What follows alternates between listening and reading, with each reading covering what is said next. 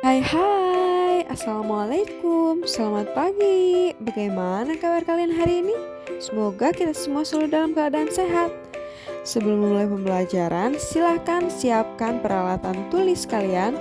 Kemudian baca doa dan lakukan absensi.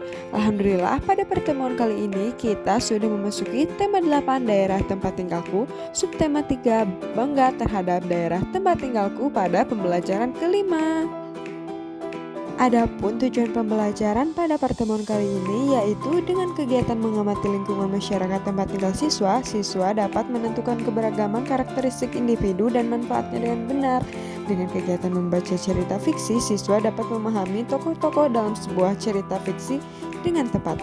Dengan kegiatan membaca cerita fiksi, siswa dapat menentukan tokoh-tokoh dalam sebuah cerita fiksi dengan tepat, dan dengan kegiatan mempraktikkan menggambar sketsa gambar 3 dimensi, siswa dapat membuat sketsa atau rancangan gambar dari bentuk karya 3 dimensi dengan benar.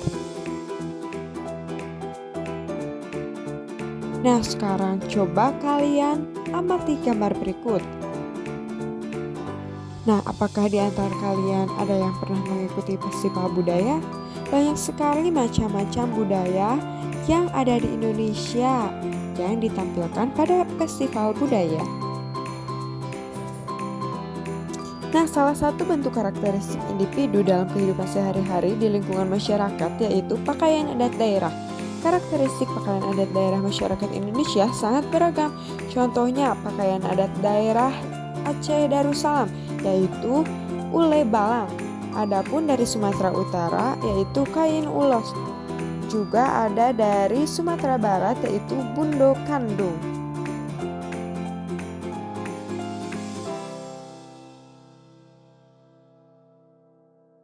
Nah, anak-anak, karakteristik pakaian adat antara daerah yang satu dengan daerah yang lain berbeda-beda. Akan tetapi, perbedaan karakteristik pakaian adat daerah masyarakat Indonesia bukanlah penghalang masyarakat antara daerah untuk bersatu menjaga keutuhan dan kesatuan negara Republik Indonesia.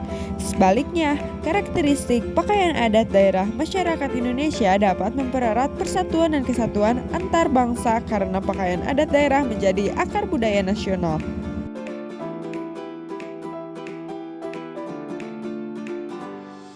Selain itu juga, karakteristik pakaian adat daerah yang menjadi akar budaya nasional menjadi identitas bangsa di mata internasional.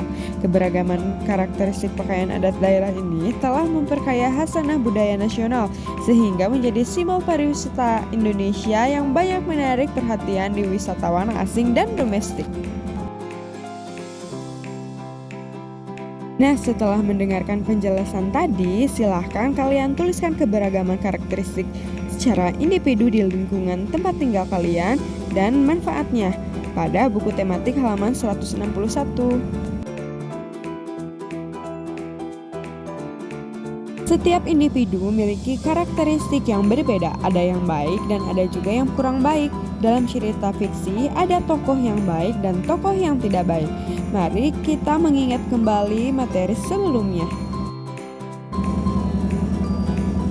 Tokoh adalah orang yang menggambarkan suatu peristiwa dalam sebuah cerita yang diperankan. Nah, pada dasarnya tokoh dibedakan menjadi dua, yaitu tokoh utama atau tokoh yang memiliki peranan penting dalam suatu cerita dan tokoh tambahan, yaitu tokoh yang memiliki peranan tidak penting dalam sebuah cerita. Selain itu, tokoh juga dapat dibedakan berdasarkan peran tokoh dalam sebuah cerita, yaitu protagonis atau tokoh yang memiliki watak baik sehingga disenangi dan dikagumi pembaca, dan tokoh antagonis yaitu tokoh yang tidak disenangi pembaca karena perannya tidak sesuai dengan yang didambakan pembaca. Sekarang silahkan kalian bacalah cerita Kendi Emas dan Ular pada buku tema halaman 163 sampai 165. Kemudian silakan kalian jawab pertanyaan pada halaman 165 sampai 166.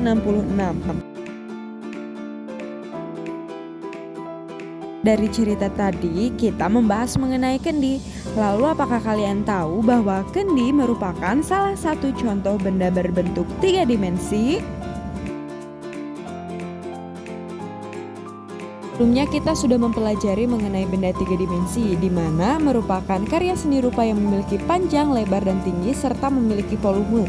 Berdasarkan pengertiannya, karya seni tiga dimensi tersebut dapat dipahami dengan tiga ciri-ciri benda tiga dimensi ini, yaitu mempunyai panjang, lebar, dan tinggi, dapat dinikmati keindahannya dari sudut pandang manapun, serta memiliki volume.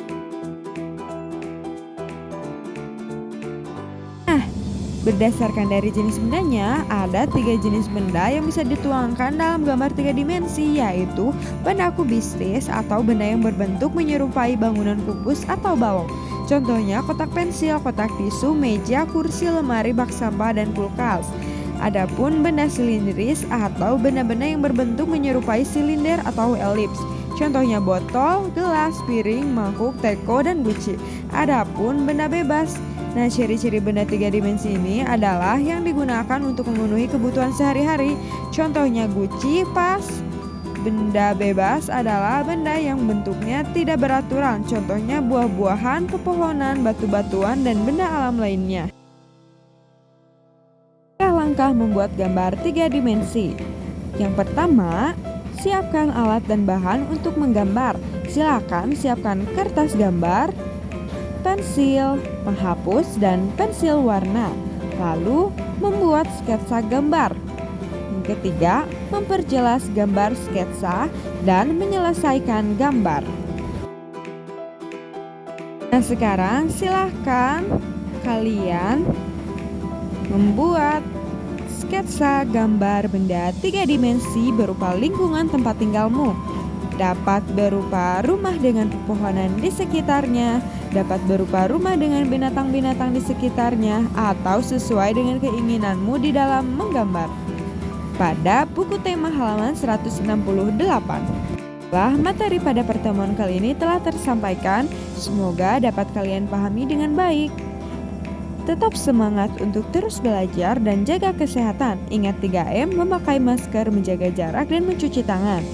Terima kasih. Wassalamualaikum warahmatullahi wabarakatuh.